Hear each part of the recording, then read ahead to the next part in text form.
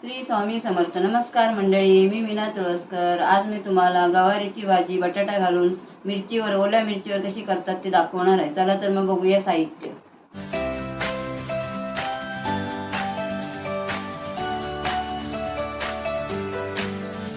ही गवार मोडून ठेवली आहे मी आणि याच्यामध्येच बटाटा कापून ठेवलाय. 2 बटाटे घेतलेत मध्यम आकाराचे. आणि गवार किती घेतली? गवार पाव किलो आहे. गवार पाव किलो. हे 2 कांदे घेतले आडवे कापून, 4 मिरच्या हिरव्या, ओलं खोबरं 1 वाटी, कढीपत्ता 7-8 पानं, कोथिंबीर, हिंग, मोहरी, जिरं. किती घेतलंय ते? हे अर्धा चमचा घेतलाय सगळं. आणि हे तेल फोडणीसाठी, थोडं हळद घालायची अर्धा चमचा आणि चवीसाठी मीठ आणि थोडी साखर घालायची. आता मग आपण करूया. चला मग. टोप तापलाय, गॅस मी बारीक केलाय. आता तेल घालूया. 3 ते 4 चमचे घालायचे तेल. आता कढीपत्ता घालूया. कढीपत्ता मी असा थोडा बारीक करून घालते हाताने. तो चांगला हे होतो, भाजतो. मोठी अख्खी पाणी घातलं तरी चालतं. आता हे हिंग, जिरा आणि मोहरी एकत्र घालते फोडणीला. तडतडतोय ना तो. आता मोहरी वगैरे तडतडते हे बघा.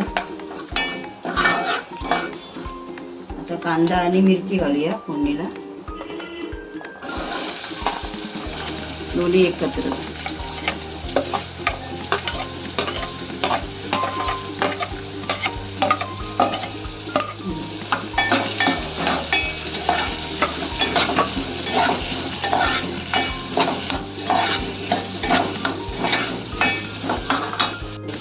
अर्धा चमचा साखर घालूया चवीपुरती.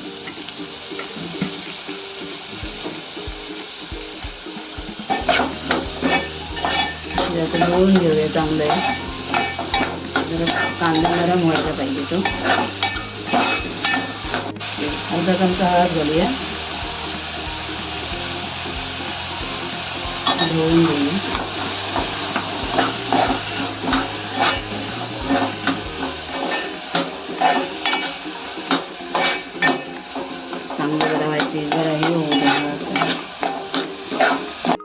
आता गॅस मी थोडा फास्ट केलाय म्हणजे लवकर कांदा भाजेल. थोडा कांदा कसा व्हायला पाहिजे साधारण? काय नाही, तसं थोडासा नरम व्हायला पाहिजे कारण शिजवायचा आहे ना तो. आता गवार आणि बटाटा याच्यामध्ये टाकूया.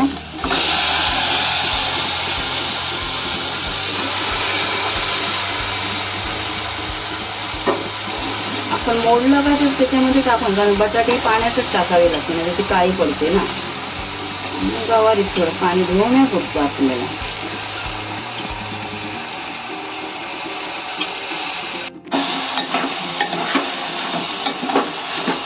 आता आपण याच्यामध्ये 1 ते 1.5 पेला पाणी घालूया. 1 ते 1.5 पेला.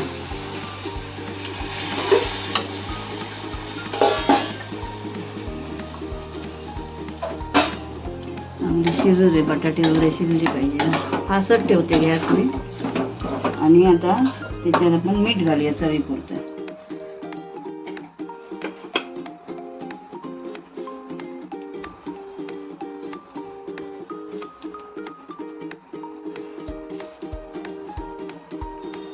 आणि आता थोडं झाकण ठेवूया म्हणजे लवकर शिजेल भाजी.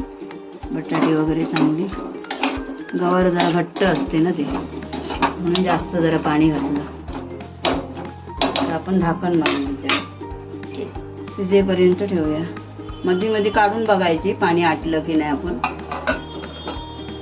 झाकण ठेवलंय, मध्ये मध्ये काढून बघायचं पाणी आटलंय, शिजली आहे का भाजी. गॅस फास्ट ठेवलेला आहे ना. आता भाजी उघडून बघूया. 10 मिनिटं होऊन गेली. आता एकदा तशी उघडून बघितली, ढवळली मी बोलली होती ना, ढवळून एकदा बघायला पाहिजे. आता हे पाणी आटलंय, भाजी पण शिजली चांगली. बघा आता आपण याच्यामध्ये खोबरं घालूया.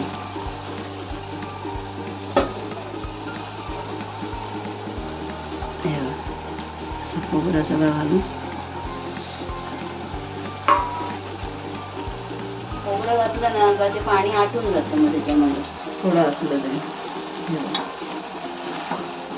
हे बघ.